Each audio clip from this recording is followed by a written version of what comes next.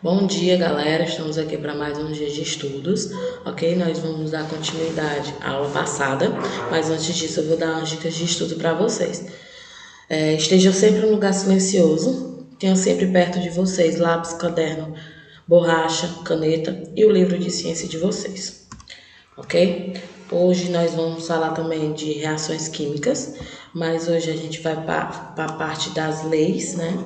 As leis das reações químicas são as leis experimentais que regem as reações químicas em geral e são relativas às massas dos componentes dessas reações. São basicamente leis que relacionam as massas dos reagentes e produtos em uma reação química qualquer, né?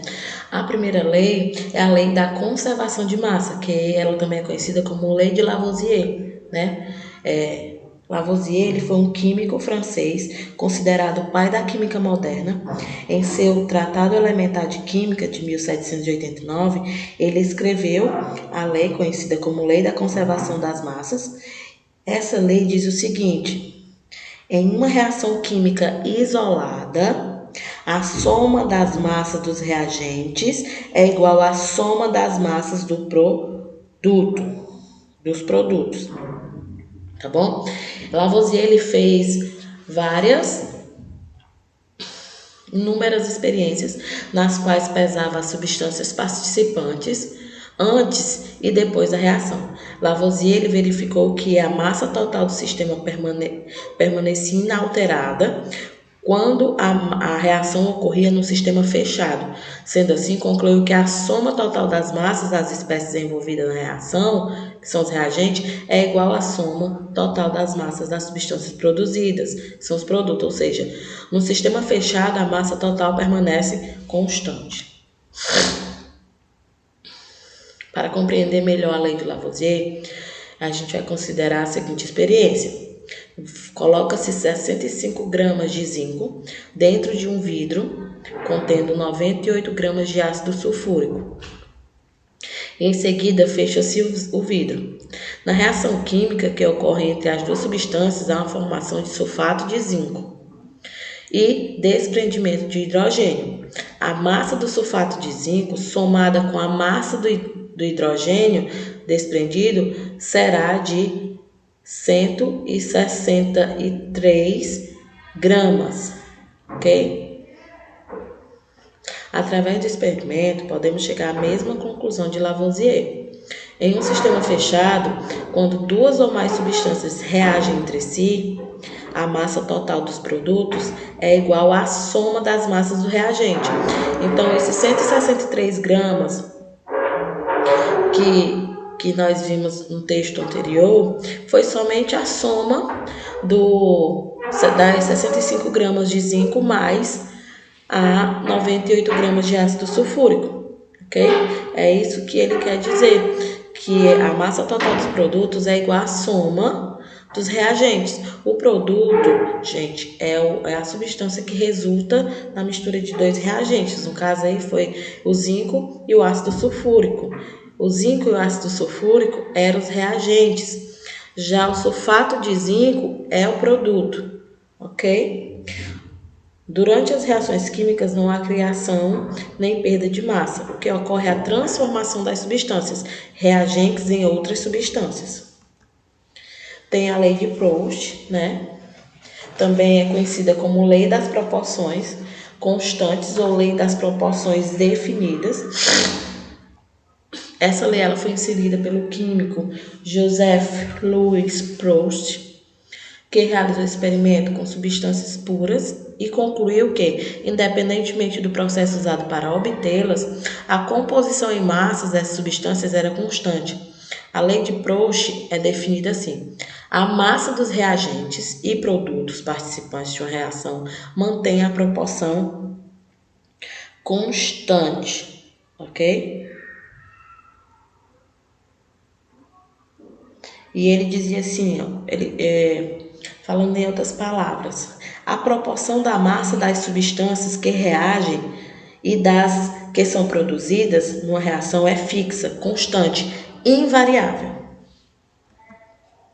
Proust, ele realizou vários experimentos e concluiu que a água, substância pura, é formada de hidrogênio e oxigênio, sempre na proporção constante de 1:8 em massa. Veja abaixo a demonstração como eram feitos os experimentos. Por exemplo, experimento 1, 18 gramas de água, 2 gramas de oxigênio resulta em 16 gramas. Ele juntou água mais hidrogênio e oxigênio, né? Resultou em 16 gramas de oxigênio. No segundo experimento, ele pegou 72, 8 e resultou em 64. Ok? Nos dois experimentos, foi possível constatar a massa fixa da água. A conclusão dos estudos de Proust para a proporção entre a massa de hidrogênio e oxigênio segue a relação. 2 está para 16, 8 está para 64, 10 está para 80. Todas essas são frações, né, entre aspas, frações equivalentes, que resultam sempre em uma constante de 1:8. Se vocês forem fazer as divisões, simplificar essas frações, entre aspas, vocês sempre vai ter essa constante de 1:8, ok? Em cada 1 grama de oxigênio, temos 8 gramas de oxigênio. Sempre vai ter essa constante de 1:8. Tem a lei de Dalton, né, que também é conhecida como lei das proporções múltiplas, que afirma que diferentes quantidades de um mesmo elemento químico que se combina com uma quantidade física de outro elemento, formando compostos químicos, têm entre si uma relação de números inteiros e simples. Para exemplificar, utilizaremos a formulação de óxido do elemento nitrogênio. Para essa formação, utilizamos o gás nitrogênio e o gás oxigênio. Para tal, devemos manter a massa do hidrogênio constante, a variar a massa e variar a massa do oxigênio, como no quadro a seguir, né? Ficou N2 mais 1 para 2O2, que resultou N2O.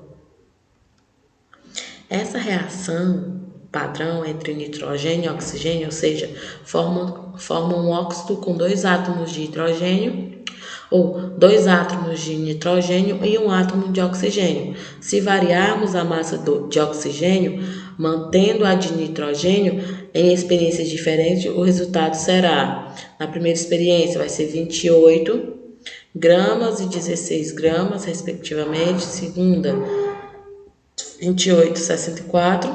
E a terceira, 28 gramas e 80. Então, a massa do nitrogênio, ela permanece a mesma. Já a do oxigênio, ela vai mudando, vai aumentando. Dividindo a massa da segunda experiência pela primeira, né, a primeira experiência vai resultar em 4. Então, houve uma variação de um oxigênio para 4 oxigênio entre a primeira e a segunda, resultando um óxido de 4 oxigênio. Divisão da massa entre a terceira e a primeira, né? Eu fiz a divisão de 80 dividido por 16 deu 5. Então, houve a variação de um oxigênio para 5 oxigênios entre a primeira e a terceira experiência. Então, resultando em um óxido com 5 oxigênios. Então, ficou N2O5. E a massa molecular, né? A massa molecular de uma substância designada como MM é numericamente igual à soma das massas dos átomos que constituem. Por exemplo, na molécula de água, que é H2O, por exemplo, há 1 átomo de oxigênio e 2 átomos de hidrogênio. Dessa forma, para calcular a massa molecular da água, faz-se necessário pesquisar na tabela periódica. a massa atômica de cada elemento presente na molécula. Feito isso, tem-se que o número atômico do oxigênio é 16 e do hidrogênio é 1. Aí como é que eu calculo? Por exemplo, o oxigênio na molécula da água, né, ele só tem um átomo. Então, eu vou multiplicar 1 vezes o número atômico do oxigênio, que é 16. Então, 1 vezes 16, 16. Pronto. E o número atômico do hidrogênio é 1. Mas na água, ele tem 2 átomos de hidrogênio. Então, vou pegar esses 2 átomos e multiplicar pelo número atômico, que é 1. Então, vai resultar no 2. Então, eu vou somar essas duas multiplicações que eu fiz. Eu vou somar 16 mais 2. Então, a massa molecular da água, da molécula da água, H2O, é 18 gramas ou 18 unidades de massa atômica, ok? Ou 18 gramas ou 18 U, ok? Lembrando, galera, que se vocês quiserem rever a nossa aula, é só acessar www.escolapequenospassos.com.br e não esqueça de acessar a nossa agenda eletrônica, lá é postado diariamente as atividades diárias de vocês. Tenham um bom dia de estudos e até a próxima aula.